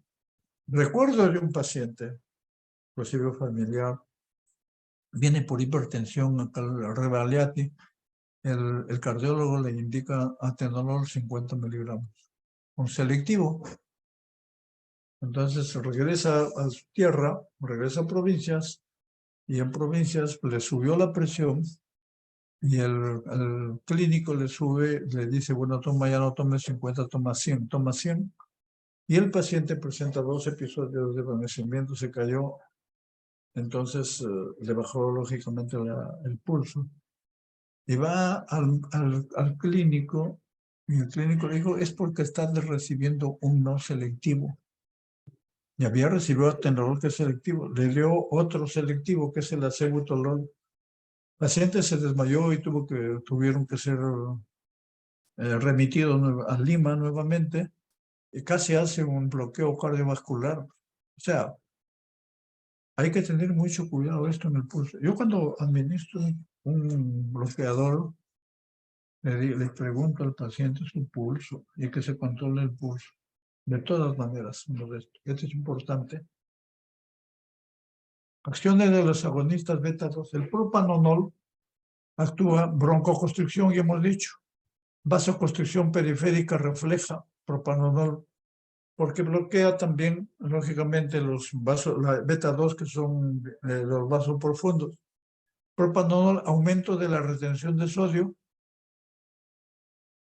Y el propanolol también actúa a nivel cardiovascular. Pero los selectivos, acebutolol, atenolol, metoprolol, solamente actúan a nivel cardiovascular. Pero como actúan a nivel cardíaco, todos ellos pueden producir bradicardia, que es una de las reacciones adversas. Efectos derivados del bloqueo beta. Beta 1. Cardiovascular, efecto inotropo con notropo negativo, disminuye el consumo de oxígeno, disminuye la presión. En el riñón, los beta 1 disminuyen la secreción de renina. En los ojos, beta 2, beta 1 disminuye la producción del humor acuoso y presión intraocular, que eso lo vamos a ver cuando hablemos de glaucoma ahora mismo. Bloqueo beta 2 en bronquios, broncoconstricción, o sea, los no selectivos. En hígado, ya hemos dicho, inhibe porque los agonistas producen lipogénesis, inhibe la lipólisis, la gliconeogenólisis, lo estimula por epinefrina, retardan la recuperación de la glicemia en diabéticos, enmascaran los síntomas tempranos de la hipoglicemia. Este es un signo que hay que tener bastante cuidado también. En los diabéticos a veces cursan cuando usan especialmente los hipoglicemiantes que le llaman, que bajan la glucosa, que eso lo van a ver cuando hablen cuando se vea estos tratamientos de la diabetes. Pero la hipoglicemia es un efecto colateral frecuente. ¿Cómo se presenta? Que cuando hay hipoglicemia puede llegar al coma, y cuando hay cetoacidosis diabética puede llevar al coma diabético, que puede ser por hipoglicemia o puede ser por hiperglicemia. ¿Cómo distinguir uno del otro clínicamente? A veces es difícil, pero la hipoglicemia es más severa. Inicialmente ambos pueden ser mortales, pero la hipoglicemia es más severa porque la hipoglicemia transporta energía al cerebro y los daños a nivel del sistema nervioso central son irreversibles con la hipoglicemia.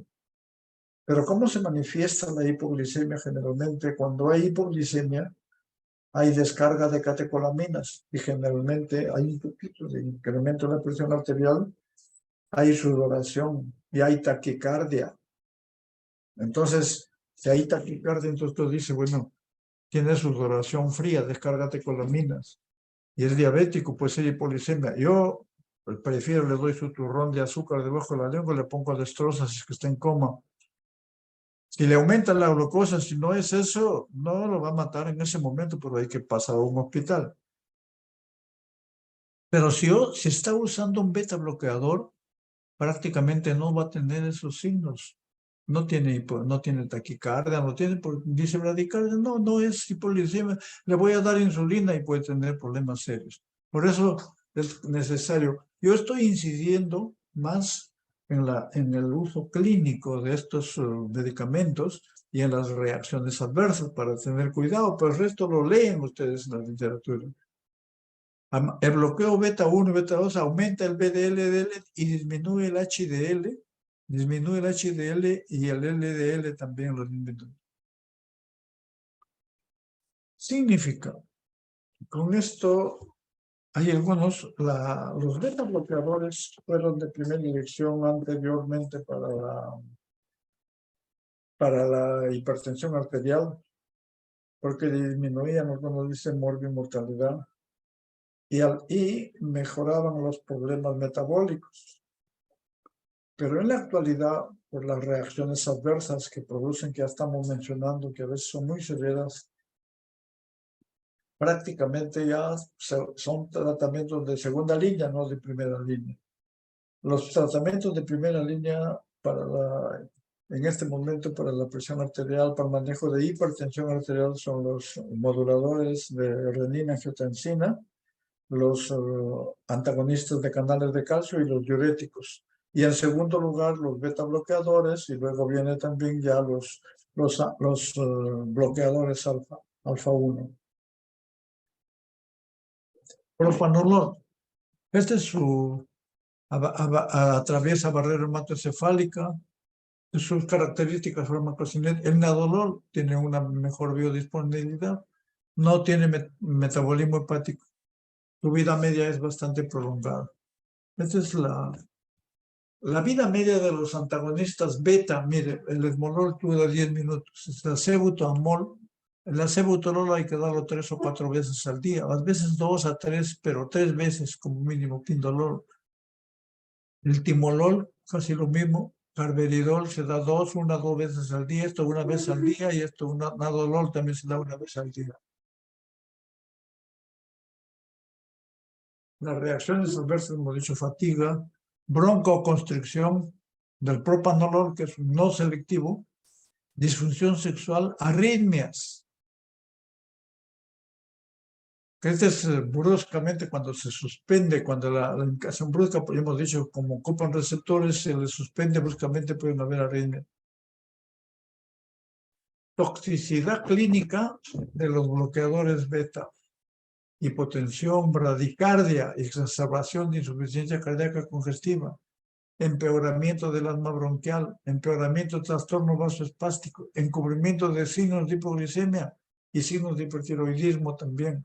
Porque en el hipertiroidismo hay taquicardia, hay también catecolaminas un poco, y por eso es que y esto se bloquea, o sea, puede bloquearse tanto, puede bloquear, o sea, va a cubrir hipoglicemia y va a cubrir, o sea, lo esconde, o sea, no podemos detectar que hay hipoglicemia y no podemos detectar que hay síntomas de hipertiroidismo. No interrumpir bruscamente, ya hemos mencionado esto. Los beta bloqueadores, en feocromocitoma se utiliza luego de bloqueo alfa.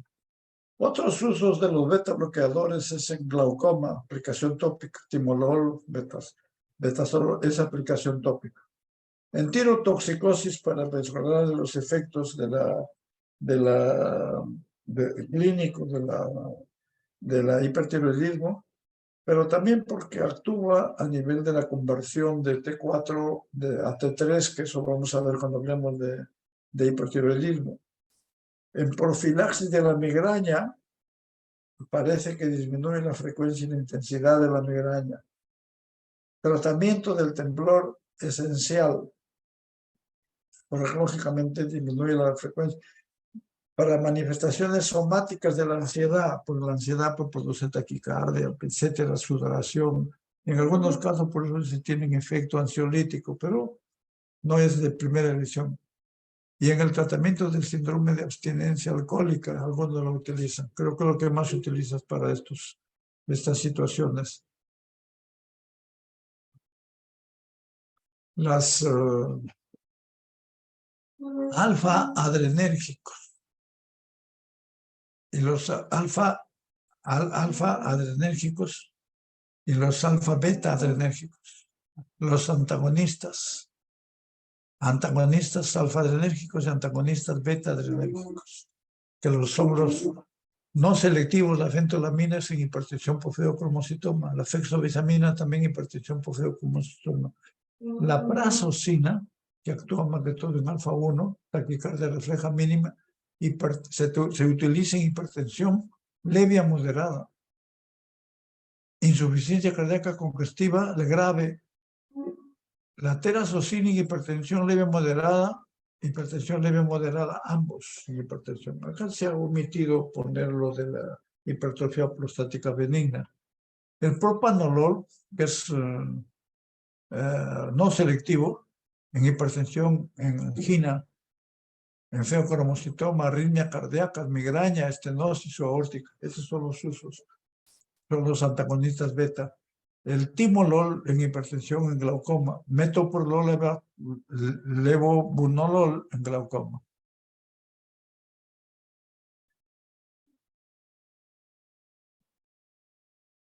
Esos son los alfa adrenérgicos o los selectivos, duración de acción prolongada, pinolol, pendulol, el metoprolol, beta 1 y beta 2, que no son selectivos, estos son algunos selectivos.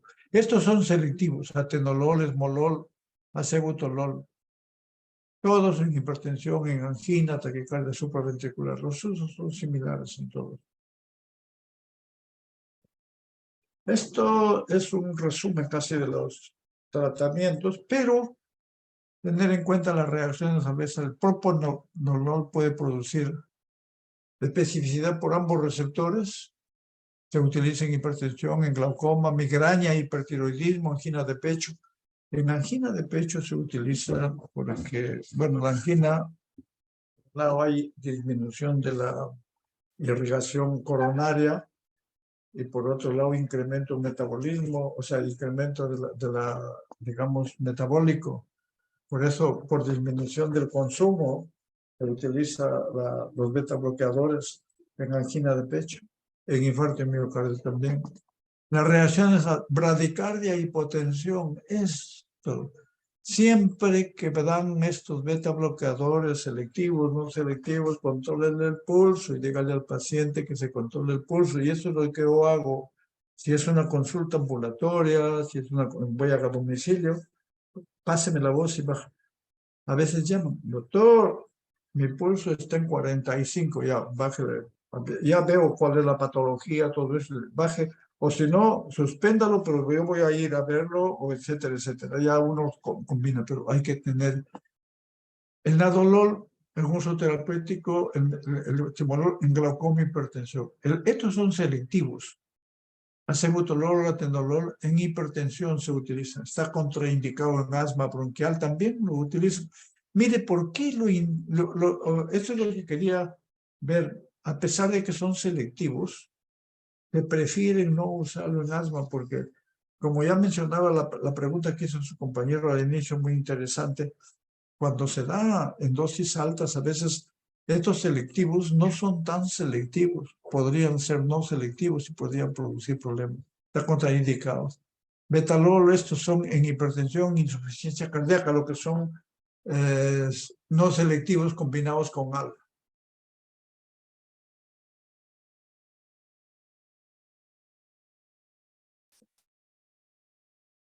Estos son los alfa, alfa 1 y alfa 2 no selectivos. En feocromocitoma hemos mencionado ambos, pero las reacciones adversas son arritmias, hipotensión. El prazosine, alfa 1 selectivo, lo mismo que el terazocin, hipotensión, las reacciones adversas. El terazocin hemos dicho que se emplea tanto en hipertensión arterial como en hipertrofia prostática benigna, pero todas las reacciones adversas, eso ya lo hemos visto. La betalol, carvedilol en insuficiencia cardíaca, crisis hipertensiva, insuficiencia cardíaca, propanolol en angina, ya hemos dicho. Reacción hepatotóxico, hipotensión, broncoespasmo. Estamos enfatizando algunos aspectos colaterales, algunos efectos adversos, etc. Ahora tenemos lo que es el glaucoma. El glaucoma no necesariamente es una hipertensión ocular, intraocular. Es una manifestación que puede ser, que se presenta en buen número de casos de glaucoma, pero no es el glaucoma es una neuropatía óptica que se caracteriza por atrofia del nervio óptico y que se puede acompañar o no de aumento de la presión ocular. Lo que detectamos nosotros es la presión ocular alta o baja. Dicen, no, alta, lo detectamos, pero generalmente el paciente que tiene presión ocular alta con dolor ocular le hacen le tienen que ver cómo está su nervio óptico. Hay dos tipos de glaucoma de ángulo abierto. En el glaucoma de ángulo abierto, el daño del nervio óptico da por resultado pérdida progresiva de las células de los axones ganglionales retinales. Pérdida al final de las ondas retinales. ¿Cómo se manifiesta? Con trastornos en la visión, inicialmente, y si no se trata, hay ceguera irreversible. O sea, por eso se necesita control oftalmológico frecuente, si no se trata. Esta es una lámina que, más que todo para ilustración anatómica. El ángulo es el receso formado por la unión iridocecal acá en este nivel. Acá tenemos la malla trabecular, el iris, Digamos, la malla trabecular es una estructura fenestrada que transmite el líquido acuoso al canal, el líquido acuoso. Todo este es el líquido acuoso que lo transmite al canal. Así se demuestra el flujo normal del uso acuoso. Esto es lo normal. Pero en glaucoma de ángulo abierto, es una neuropatía óptica caracterizada por pérdida progresiva de la visión periférica seguida por pérdida de la visión central. O sea, no veo fuera y después ya no veo en el centro. Usualmente, pero no siempre, se acompaña de aumento de la presión intraocular. ¿Por qué puede haber aumento de la presión intraocular? Por dos mecanismos. O el drenaje del flujo del humor acuoso disminuye notablemente, o aumenta la producción de líquido del humor acuoso. Entonces, acá, por ejemplo, vemos acá este drenaje, que acá se ve de forma normal, no se da, o aumenta más la producción de ácido en el glaucoma de ángulo abierto. En el glaucoma de ángulo estrecho, que esto es una emergencia, estrechamiento o cierre del ángulo. Acá no, la cámara anterior no provee drenaje, o sea, no drena. En el otro caso puede disminuir, pero acá no drena. Cuando esta vía de drenaje está cerrada o es estrecha, se incrementa la presión intraocular y daña el nervio óptico. Ocurre en ojos con cierta predisposición asintomática, anatómica, disculpen. Generalmente el cuadro es severo y es una emergencia que requiere el tratamiento de inmediato para evitar la ceguera. Quirúrgico, colimiméticos, diuréticos osmóticos, inhibidores de la... Todo este es el tratamiento que se da. Yo recuerdo mucho de un paciente que en mi consultorio privado llega una señora con un dolor ocular severo, tenía midriasis y dolor, los ojos rojos, y doctor, me duele la vista. Le presioné, no tenía medidor de presión intraocular, pero le decía, no parece duro aumento de presión.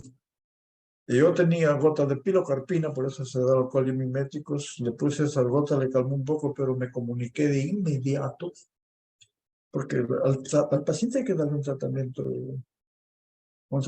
integral, y hay que ver muchas veces con los especialistas, y hay que comunicarse, porque no le voy a decir, no, esto no, váyase al oftalmólogo, pasa hasta que saque cita, vea. Entonces hay que tener, en casos de emergencia sobre todo, me comuniqué con el oftalmólogo me dijo, César, mándamelo de inmediato.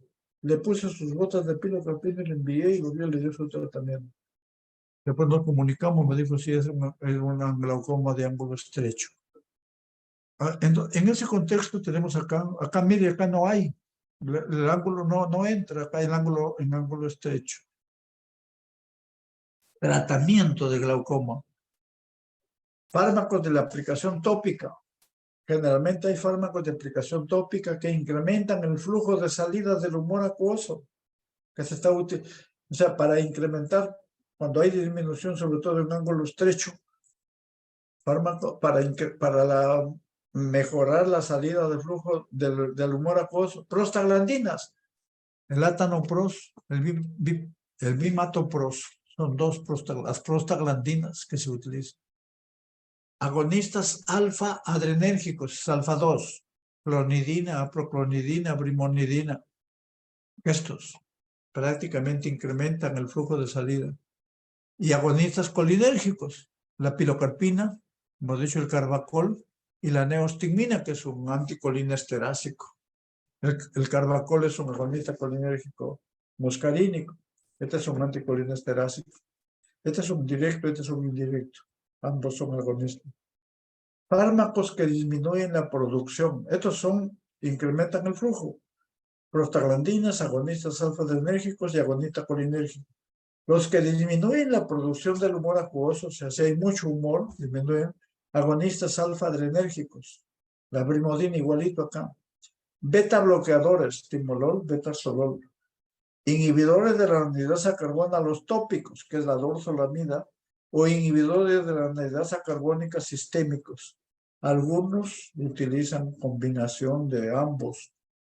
La dosis de administración terapia farmacológica requiere a menudo administración de medicaciones múltiples y varias veces al día en algunas presentaciones o una o dos veces diarias.